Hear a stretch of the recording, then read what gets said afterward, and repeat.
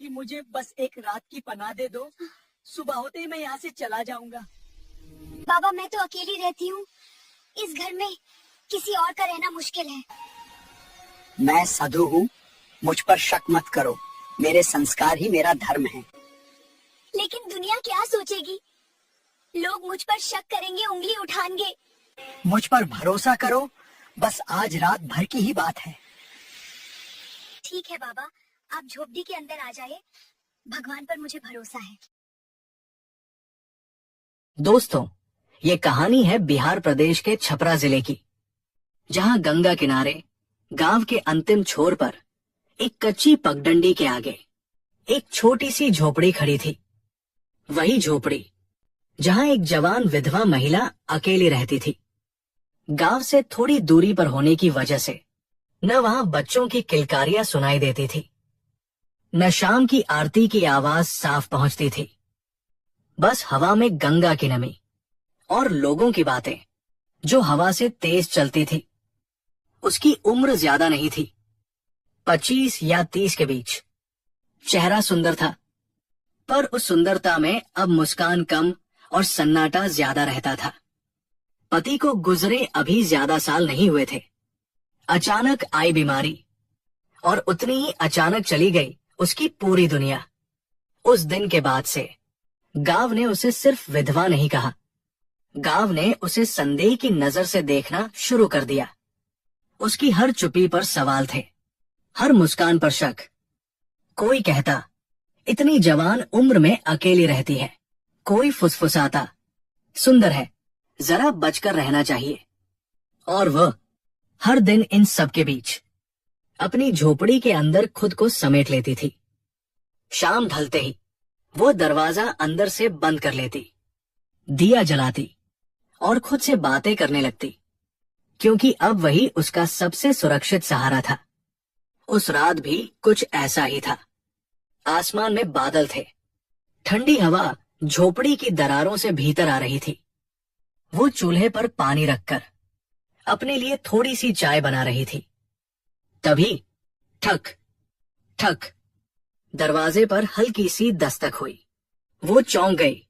इस वक्त, इतनी रात में उसके दरवाजे पर दिल तेज धड़कने लगा। उसने चूल्हा बुझाया और बिना आवाज किए दरवाजे के पास पहुंची। कौन? उसकी आवाज कांप गई। बाहर से एक थकी हुई शांत आवाज आई, बेटी। वो एक पल के लिए ठिठक गई। बेटी, बस एक रात की पनाह दे दो, सुबह होते ही चला जाऊंगा। उसने दरवाजे की छोटी सी दरार से झांक कर देखा। बाहर एक साधु खड़ा था, फटे पुराने कपड़े, पैरों में चप्पल भी ठीक से नहीं। चेहरे पर थकान थी, लेकिन आंखों में अजीब सी शांति। वो कुछ देर कुछ बोल नहीं पाई। उसके कानों में सिर्फ एक शब्द गूंज रहा था, बेटी। बरसों हो गए थे किसी पुरुष की जुबान से उसने ये शब्द सुना ही नहीं था। ना किसी ने उसे बेटी कहा, ना किसी ने उसे सिर झुकाकर देखा। सबने या तो शक से देखा या दूरी से। उसका मन भीतर ही भीतर लड़ने लगा। गांव की बातें याद आने लगी, लोगों की नजरें, कल की फुसफुसाहटें। अगर किसी ने देख लिया, अगर किसी ने कुछ कह दिया। उसकी सांसें तेज हो गई। लेकिन फिर उसने साधु की ओर देखा। वो जमीन की तरफ देखे खड़ा था। न कोई लालच, न कोई जल्दबाजी, बस ठंड से कांपता हुआ एक इंसान। वो चुपचाप दरवाजा खोलकर एक तरफ हट गई। अंदर आ जाइए, उसने धीरे से कहा। साधु ने आंख उठाकर उसे देखा और बहुत धीमी आवाज में बोला, भगवान भला करे बेटी। उस शब्द में कोई दिखावा नहीं था, कोई चाल नहीं थी, बस अपनापन था। वो झोपड़ी के एक कोने में चुपचाप बैठ गया। महिला ने उसे एक पुरानी चादर दे दी और खुद दूसरी ओर जाकर बैठ गई। बीच में बहुत सा सन्नाटा था, लेकिन वो सन्नाटा डरावना नहीं था। फिर भी उस रात वो देर तक सो नहीं पाई। कभी बाहर की हवा सुनती रही, कभी गांव की बातें याद करती रही, और कभी कभी बस उसी एक शब्द को सोचती रही, बेटी, उसने करवट बदली, आंखें बंद की। मन में एक सवाल बार बार उठता रहा, क्या इंसानियत पर भरोसा करना वाकई गलती हो सकती है? रात कब बीत गई उसे पता ही नहीं चला। झोपड़ी के भीतर जलता हुआ दिया कब बुझ गया ये भी याद नहीं रहा। बस इतना याद था कि आंख बंद करते समय दिल में एक अजीब सा डर बैठा हुआ था। डर किसी अनहोनी का नहीं, डर समाज की सोच का। सुबह की हल्की सी रोशनी जब झोपड़ी की दरारों से भीतर आने लगी, तब उसकी आंख खुली। पहला ख्याल, साधो। वो झटके से उठ बैठी, नजरें झोपड़ी के उस कोने की तरफ गई जहां रात को वो साधु बैठा था, लेकिन वहां कोई नहीं था। पुरानी चादर तह करके रखी हुई थी, जैसे किसी ने उसे संभाल कर रखा हो। उसका दिल जोर से धड़क उठा। चला गया क्या? उसने खुद से ही बुदबुदाया। एक पल को मन में डर आया, कहीं कुछ उठा तो नहीं ले गया, कहीं कोई अनहोनी तो नहीं हुई। वो जल्दी से उठी और झोपड़ी से बाहर निकल आई। सुबह की हवा ठंडी थी, लेकिन उसमें रात जैसी सिहरन नहीं थी। गंगा की तरफ से आती हल्की नमी अब डर नहीं, शांति दे रही थी। और तभी वो ठिठक गई, उसकी आंखें खुली की खुली रह गई। झोपड़ी के सामने का आंगन, जो रोज बिखरा रहता था, आज साफ था, मिट्टी को जैसे किसी ने हाथों से बराबर किया हो। सूखे पत्ते एक तरफ जमा कर दिए गए थे। उसने 2 कदम आगे बढ़कर देखा। चूल्हे के पास लकड़ियां सलीके से रखी हुई थी, पानी का घड़ा पूरा भरा हुआ। उसने झुककर घड़े को छुआ, ठंडा पानी। उसकी सांस अटक गई। ये सब? उसके होंठ कांपने लगे। उसकी नजर अपने घर के छोटे से मंदिर पर पड़ी। मंदिर की घंटी, जो महीनों से जमी हुई धूल में खोए रहती थी, आज चमक रही थी। दीपक जला हुआ था। और सबसे आखिर में उसकी नजर उस तस्वीर पर पड़ी जिससे वो रोज बचकर निकल जाती थी। उसके दिवंगत पति की तस्वीर। तस्वीर के सामने ताजे फूल रखे हुए थे। उसके पैरों तले जमीन खिसक गई। वो वही बैठ गई, बिना कुछ बोले, बिना कुछ समझे। आंखों से आंसू खुद ब खुद बहने लगे। उसने तस्वीर की तरफ देखा और बहुत धीमी आवाज में बोली, तुमने देखा? कोई जवाब नहीं आया, लेकिन उस सन्नाटे में पहली बार उसे डर नहीं लगा। पहली बार उसे ऐसा लगा जैसे किसी ने उसकी झोपड़ी को नहीं, उसके मन को साफ कर दिया हो। उसने धीरे धीरे आंसू पोंछे और मंदिर के सामने बैठ गई। उसके कानों में फिर वही शब्द गूंजने लगा, बेटी। उस शब्द में कोई सवाल नहीं था, कोई शक नहीं था, बस अपनापन था। इतने में किसी के कदमों की आवाज आई। वो चौंक कर खड़ी हो गई। 2 पड़ोसने पगडंडी से आती दिखाई दी। उनकी नजर सीधे झोपड़ी पर गई, फिर आंगन पर, फिर मंदिर पर। उनकी आंखों में हैरानी थी। अरे, एक ने धीरे से कहा, आज तो बड़ा सजा हुआ लग रहा है घर। दूसरी ने नजरें सिकोड़ कर देखा, कल रात कोई आया था क्या? उसका दिल धक से रह गया। वो कुछ बोल नहीं पाई। उसकी चुप्पी उनके लिए जवाब बन गई। अच्छा, पहली ने होंठ दबाए। हमने तो सुना था कोई साधु आया था। अब उसकी सांसें तेज हो गई। उसने मुंह खोला, लेकिन शब्द नहीं निकले। दोनों एक दूसरे को देखकर हल्की सी मुस्कान दबा गई। ठीक है, दूसरी बोली, हम चले? वे दोनों आगे बढ़ गई, लेकिन जाते जाते जो नजर उन्होंने डाली, वो नजर उसे चीर गई। वो देर तक झोपड़ी के बाहर खड़ी रही। हवा अब भी ठंडी थी, लेकिन दिल में एक अजीब सी गर्मी फैलने लगी थी। डर की नहीं, चिंता की। गांव में बातें हवा से तेज फैलती है, और वह ये बात जानती थी। दोपहर होते होते पगडंडी पर आने जाने वालों की नजरें उसकी झोपड़ी की तरफ उठने लगी। कोई सीधे नहीं देखता था, लेकिन हर कोई देख रहा था। वो अंदर जाकर बैठ गई दरवाजा बंद कर लिया। दिल में बार बार वही सवाल, अगर सबको पता चल गया तो? उसने आंखें बंद कर ली।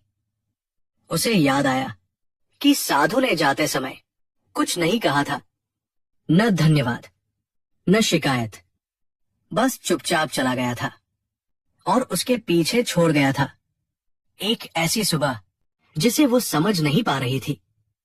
शाम होते होते अंधेरा झोपड़ी के बाहर उतर चुका था, लेकिन उसके भीतर अब भी उजाला नहीं हुआ था। दिया जल रहा था, फिर भी कमरे में रोशनी कम और बेचैनी ज्यादा थी। दिन भर की फुसफुसाहटें अब उसके कानों में शोर बन चुकी थी। वो जानती थी गांव में कोई बात दबती नहीं, और अगर बात किसी जवान विधवा की हो तो आग की तरह फैलती है। रात के खाने के लिए उसने बस थोड़ा सा चावल चढ़ाया था, लेकिन मन इतना भारी था कि भूख पास भी नहीं आई। वो बार बार दरवाजे की तरफ देखती, हर आहट पर दिल जोर से धड़क उठता। इतने में बाहर आवाज आई, बेटी, ओ बेटी। वो सिहर गई। ये आवाज गांव की बुजुर्ग औरत की थी। वो धीरे से उठी और दरवाजा आधा खोला। बाहर 3-4 औरतें खड़ी थी। सबकी नजरें सीधे उसके चेहरे पर थी। कल रात एक ने बात शुरू की, तुम्हारे यहां कोई आया था? उसने सिर झुका लिया। उसकी चुप्पी फिर जवाब बन गई, साधु था ना? दूसरी बोली। अब उसकी सांसें तेज हो गई। हाँ, वो बहुत धीरे से बोली, बस इतना ही, लेकिन उतना ही उनके लिए काफी था। एक औरत ने ठंडी मुस्कान के साथ कहा, आजकल तो साधु भी जवान विधवाओं के दरवाजे ढूंढने लगे हैं। उसके शरीर में जैसे बिजली दौड़ गई। ऐसा नहीं है, उसने पहली बार आवाज उठाई। उन्होंने मुझे बेटी कहा था। एक पल के लिए सन्नाटा छा गया, फिर हंसी, दबी हुई, काटने वाली हंसी। बेटी? एक ने भौहें उठाई। अरे वाह, बड़ा नेक साधु था फिर तो। उसकी आंखों में आंसू आ गए, लेकिन उसके आंसुओं से किसी का दिल नहीं पिघला। ठीक है, सबसे बुजुर्ग औरत बोली, हम तो बस पूछने आए थे। वे मुड़कर चली गई, लेकिन जाते जाते जो शब्द उन्होंने हवा में छोड़े वे उसके भीतर बैठ गए। अब ये बात पंचायत तक जाएगी। दरवाजा बंद होते ही उसके पैर जवाब दे गए। वो जमीन पर बैठ गई। उसका शरीर कांप रहा था। पंचायत, वो शब्द उसके लिए नया नहीं था। वो जानती थी, पंचायत में सच नहीं देखा जाता, चरित्र देखा जाता है, और जवान विधवा का चरित्र हमेशा कटघरे में खड़ा होता है। रात गहरी हो गई, नींद दूर दूर तक नहीं थी। हर बार जब आंख बंद करती उसे वही दृश्य दिखता, गांव के लोग, उंगलियां उठाती नजरें, और वो अकेली। सुबह जब उजाला हुआ तो उसकी आंखों के नीचे थकान साफ दिख रही थी, लेकिन आज उसे बाहर निकलना ही था। पानी भरने के लिए उसे गंगा तक जाना था। घड़ा उठाकर वो पगडंडी पर चली। रास्ते में जिससे भी नजर मिलती वो नजर तुरंत झुक जाती। कोई सीधा कुछ नहीं कहता था, लेकिन सब कुछ कह रहा था। घड़े में पानी। तो ये कहानी एक शहजादी की है, जो सुंदरता के गुरूर में चूर शहजादी मलिका अपने माँ बाप की इकलौती संतान थी।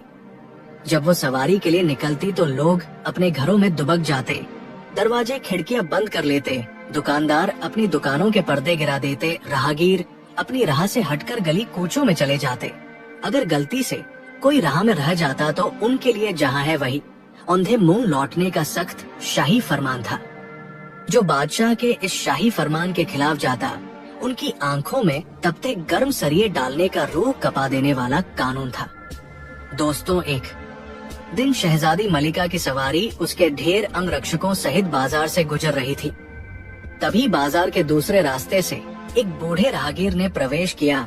तेजी से आगे बढ़ते शहजादी के काफिले को जब बूढ़े राहगीर ने अपनी तरफ आते देखा तो उसके पास इतना समय भी नहीं था कि वो भागकर कहीं छुप जाए वो एक गरीब बूढ़ा मछुआरा था, जिसके सिर पर मछलियों से भरी टोकरी थी। टोकरी को फेंककर औंधे मुंह जमीन पर लेटता तो उसकी सारी मछलियां मर जाती। अब काफिला उसके पास आ पहुंचा। शहजादी के सिपाहियों ने उसे गिरफ्तार कर लिया। घमंडी शहजादी ने उसको देख अपने सिपाहियों को आदेश दिया इस दुस्साहसी को कैद कर लिया जाए और शाही फरमान के अनुसार 2 दिन बाद इसकी आंखों में तपता गर्म सरिया डाला जाए।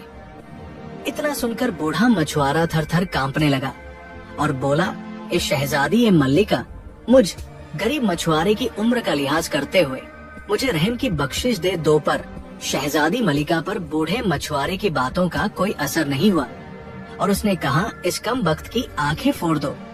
इतना कहकर वो अपने काफिले के साथ आगे बढ़ गई। बूढ़ा मछुआरा कांपता हुआ माफी की भीख मांगता रह गया।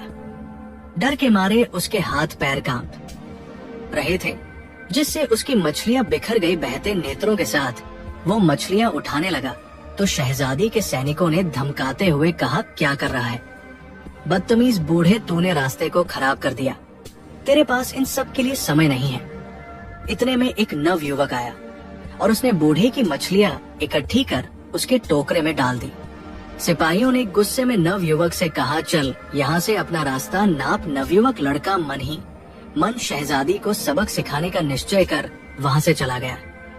शहजादी का खोखला तरोड़ तोड़ने की ठान चुका नवयुवक जब खोजबीन करने और अंदर घुसने का रास्ता देखने शहजादी के महल के पास पहुंचा तो उसने देखा वहाँ बहुत कड़ा पहरा था। कदम कदम पर शहजादी के सिपाही उसके महल की पहरेदारी कर रहे थे। अच्छी तरह से ताक झांक कर वो सही मौके के इंतजार में वापस लौट गया। शहजादी अपने महल के चारों ओर इतना सख्त पहरा रखती थी कि रात को जब वो सोती तो उसके कमरे में भी उसके खास पहरेदार पलंग के चारों ओर खड़े होकर उसकी निगरानी करते। फिर एक दिन शहजादी के दिल में पता नहीं क्या आया कि वो अकेली सोने को तैयार हो गई। इसी मौके की तलाश में नवयुवक बहुत दिनों से था। आधी रात को वो महल के सभी पहरेदार को चकमा देते हुए शहजादी के कमरे में दाखिल हुआ और देखा शहजादी पूरे इत्मीनान से सो रही थी। पूरे कमरे में एक से बढ़कर एक शाही चीजें रखी हुई थी। तभी उसकी नजर वहाँ रखे लाल पत्थर पर गई, जिसकी चमक से पूरे कमरे में रोशनी फैली हुई थी। उसने चुपचाप वो हीरा उठाया और जिस रास्ते आया था उसी रास्ते महल से चला गया। शहजादी की नींद खुली और कमरे में अंधेरा देखा तो वो घबरा गई। घबराकर शहजादी बिस्तर से उठ खड़ी हुई और हाथों से जंजीर खींचती। घंटे की जोर जोर की आवाज सुनकर शहजादी के नौकर चाकर तुरंत उसके पास पहुंच जाते हैं। उधर बादशाह और उनकी बेगम भी घंटे की आवाज सुनकर उठ गए। बेगम ने बादशाह से कहा, है क्या हो गया? मेरी बच्ची को जल्दी से उसके पास चलो। बादशाह और बेगम जब शहजादी मलिका के कमरे में पहुँचे तो उन्होंने देखा शहजादी के पास नौकर खड़े हुए कह रहे थे, मलिका, हमने किसी को यहाँ से बाहर निकलते नहीं देखा।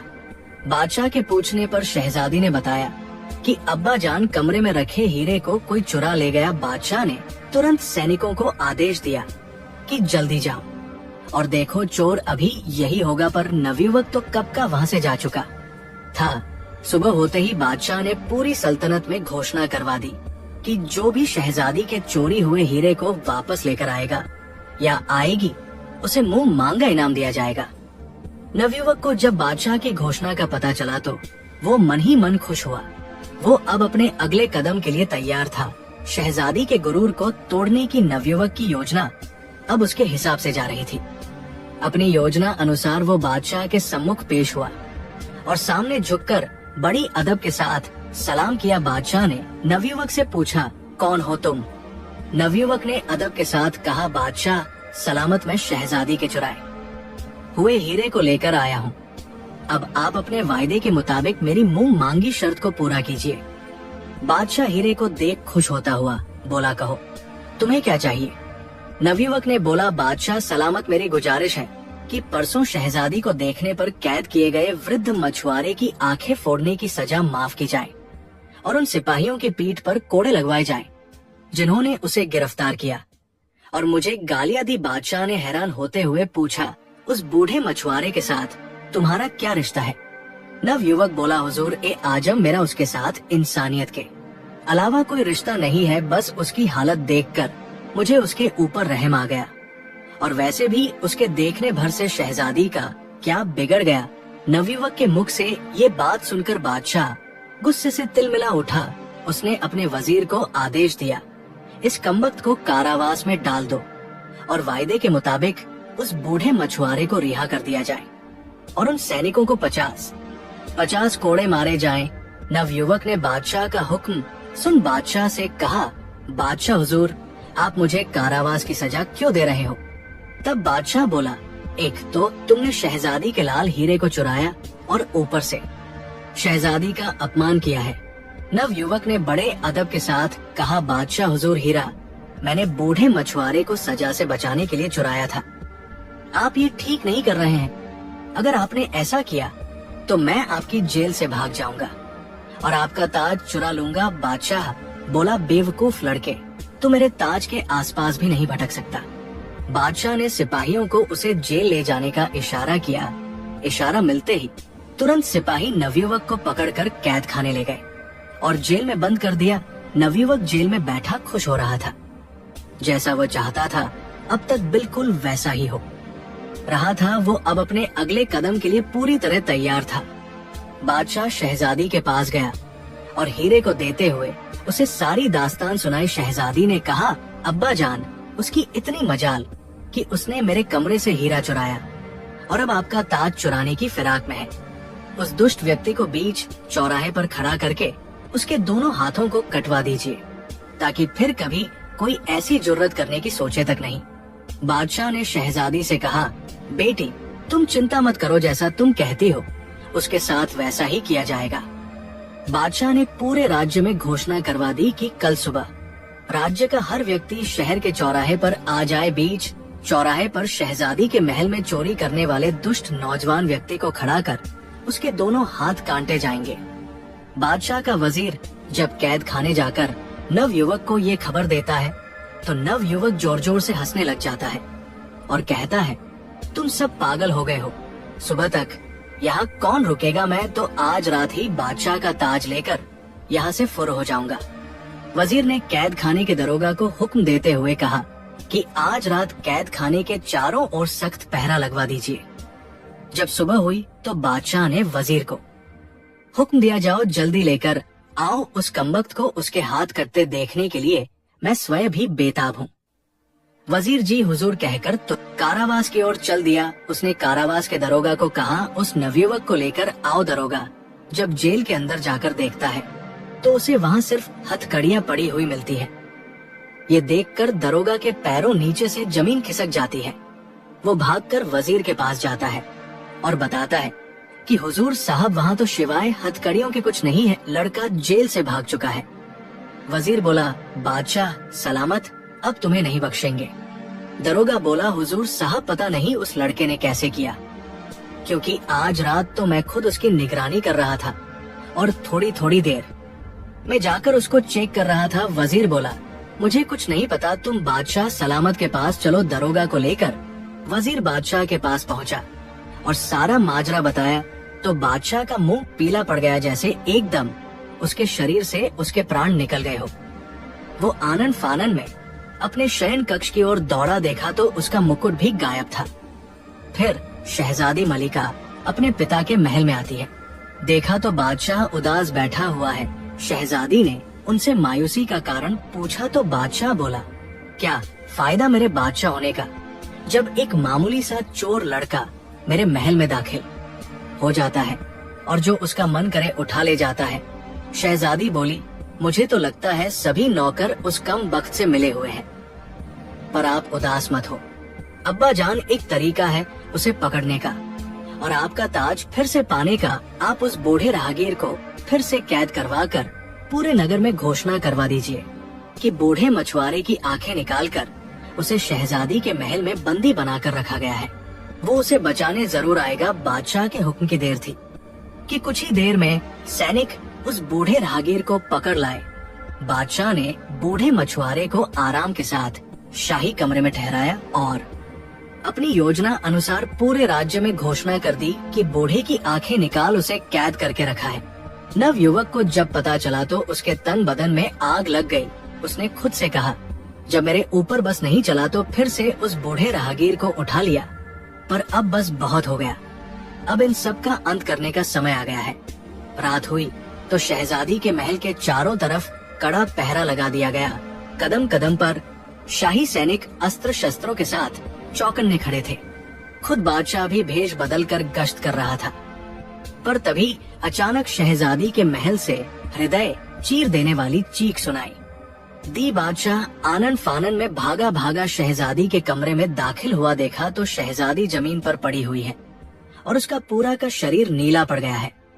तुरंत शाही वैद्य को बुलाया गया।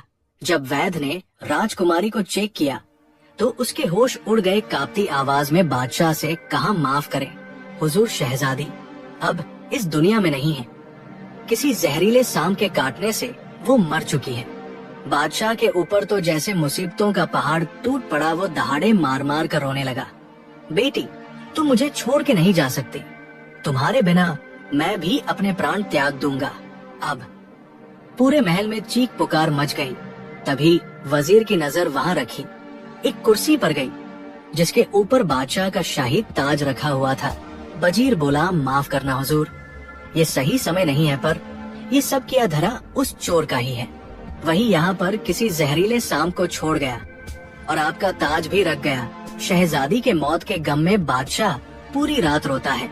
सुबह हुई तो रस्म अनुसार शहजादी मलिका को दफनाया गया। शहजादी के गम में पूरे नगर की आंखें नम थी। हर जगह एक अजीब सा सन्नाटा पसरा हुआ था। शहर की सभी दुकानें बंद थी। हर कोई शहजादी के लिए दुआ कर रहा था। अगले दिन बादशाह जब शहजादी की समाधि पर फूल चढ़ाने गया तो देखा शहजादी की कब्र खुदी हुई थी।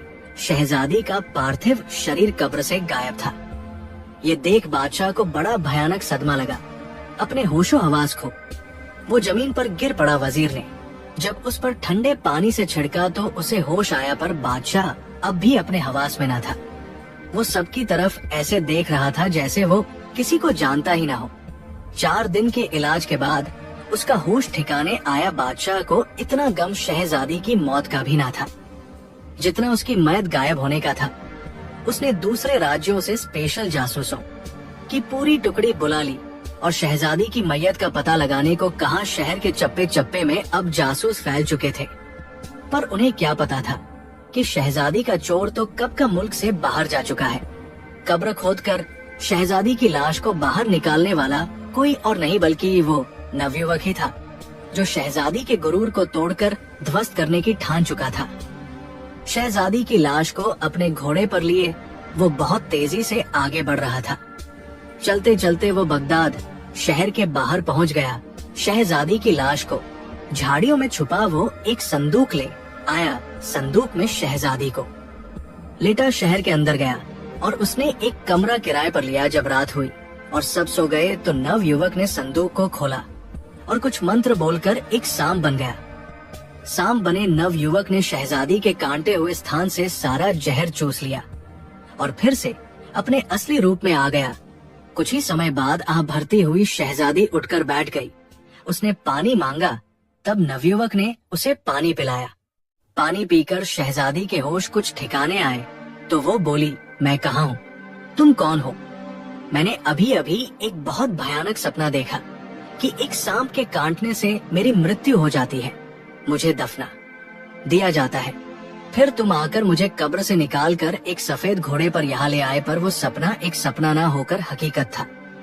तुम मुझे यहाँ क्यों लेकर आए? तुम्हारा मकसद क्या है? और इतने सारे सिपाहियों के होते हुए तुम महल में घुसकर चोरी कैसे करते हो? बौखलाई शहजादी ने एक साथ सवालों की बौछार कर दी। तब नव युवक बोला, सुनो शहजादी, अगर तुम जानना ही चाहती हो तो मेरा नाम मुस्तफा है। मेरे अब्बा जान बहुत बड़े जादूगर थे जिन्होंने मुझे अपनी विद्या से सांप का रूप बदलने की विधि सिखाई है।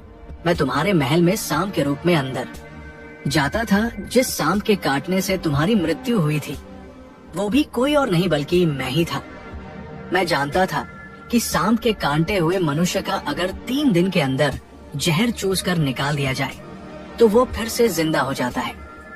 ये सब मैंने तुम्हें सबक सिखाने और तुम्हारे खोखले गुरूर को तोड़ने के लिए किया, और अब तुम सदा के लिए मेरी दासी बनकर मेरे साथ रहोगी।